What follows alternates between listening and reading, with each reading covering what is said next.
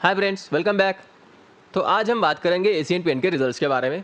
Asian paint ने अपना result हाल ही में डिक्लेयर किया है। तो यहाँ पे एक बात है कि इनका जो इनकम है फ्रॉम ऑपरेशंस, ये थोड़ा क्वार्टर ऑन क्वार्टर यहाँ पे डिक्लाइन हुआ है। लगभग 800 करोड़ के आसपास यहाँ पे डिक्लाइन आया हुआ है quarter on quarter, June quarter से अगर आप कंपेयर करोगे तो।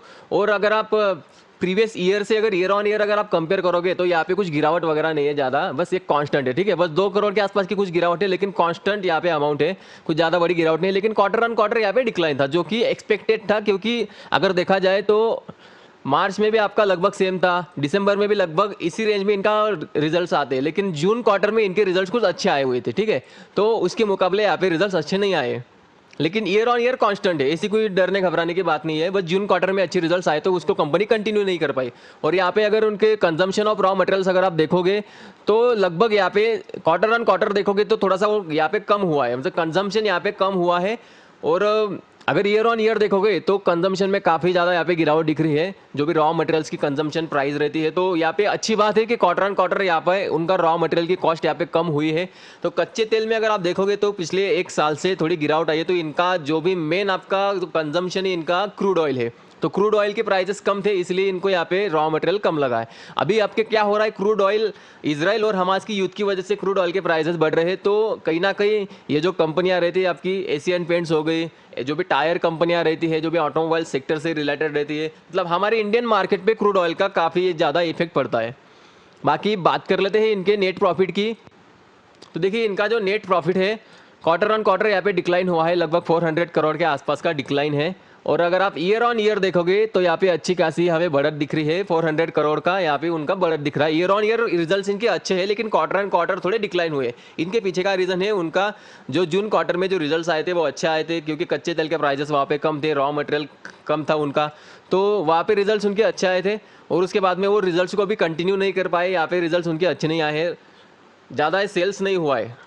बाकी बात कर लेते हैं, इन्होंने अभी डिविडेंड जाहिर किया हुआ है कुछ 5.50 रुपीज़ का पर शेयर, यहाँ पे इंतरिम डिविडेंड उन्होंने जाहिर किया हुआ है। तो ये कुछ ज़्यादा अमाउंट नहीं है, क्योंकि शेयर प्राइस आपका ऑलरेडी 3000 के आसपास कुछ है, 2969। ठीक है, तो 2970 के आसपास कहीं अभी ट्रेड कर रहा है। तो उस हिसाब से अगर देखा जाए तो ये आपका 0.3% भी नहीं निकलता, काफ़ी कम यहाँ पे डिविडेंड है, ना के बराबर डिविडेंड है। तो डिविडेंड का कोई यहाँ पे ज़्यादा इम्पैक्ट नहीं होगा। रिजल्ट्स आने के बाद यहाँ पे देखिए गिरावट आई हुई है, क्योंकि बेसिकली गिरावट आएगी because of quarter on quarter इनका जो रिजल्ट है डिक्लाइन हुआ है, तो जिनकी वजह से यहाँ पे गिरावट आई है। अभी बात कर लेते हैं हम इसके चार्ट पे। अगर चार्ट पे अगर आप देखोगे तो ऊपर में ये अच्छा खासा रेजिस्टेंस है, जहाँ पे मार्केट ने एशियन पेंट ने 3 बार यहाँ पे रिजेक्शन लिया हुआ है। तो ये यहाँ पे चार्ट पे इनका अच्छा खासा रेजिस्टेंस दिख रहा है, जो कि निकल के आता है आपका 3550 के आसपास का अच्छा खासा यहाँ पे रेजिस्टेंस है। और उसके अगेंस्ट में अगर देखा जाए तो मार्केट यहाँ पे नीचे सपोर्ट ले रहा है, 26,000 से लेके आपका 27,000 का जो रेंज है यहाँ पे मार्केट लगभग सपोर्ट ले रहा है। ठीक है, तो ये होगी इसकी सपोर्ट की रेंज। मतलब पिछले कुछ सालों में, मतलब लगभग 2 साल से मार्केट इसी रेंज में है, आपका जो एशियन पेंट है इसी रेंज में ट्रेड कर रहा है।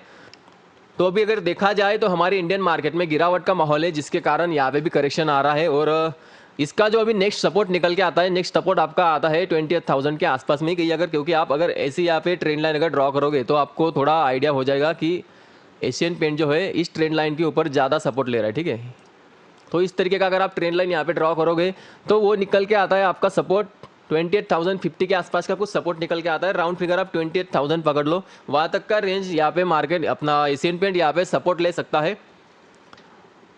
अगर ये सपोर्ट नहीं लेता है, यहाँ पे अगर तोड़ देता है तो नीचे डाउन साइड के टारगेट फिर से इसके ओपन हो जाते हैं 26,000 के आसपास के। तो ये इसका सपोर्ट जोन है 28,050 का, और ये रेजिस्टेंस है इसका 35,050 के आसपास का कहीं। तो इसी बीच यहाँ पे एशियन पेंट यहाँ पे ट्रेड कर रहा है। ये लार्ज कैप स्टॉक है, काफ़ी अच्छा स्टॉक है। तो ठीक है, आई होप आपको रिजल्ट समझ में आए होंगे। तो आशा करता हूँ आज की वीडियो आपको अच्छी लगी होगी। तो अगर वीडियो अच्छी लगी तो प्लीज़ लाइक करें, चैनल को सब्सक्राइब करें, ऐसी ही वीडियोज़ में रेगुलर लाते रहता हूँ। तो आज के लिए बस इतना ही, मिलते हैं नेक्स्ट वीडियो में।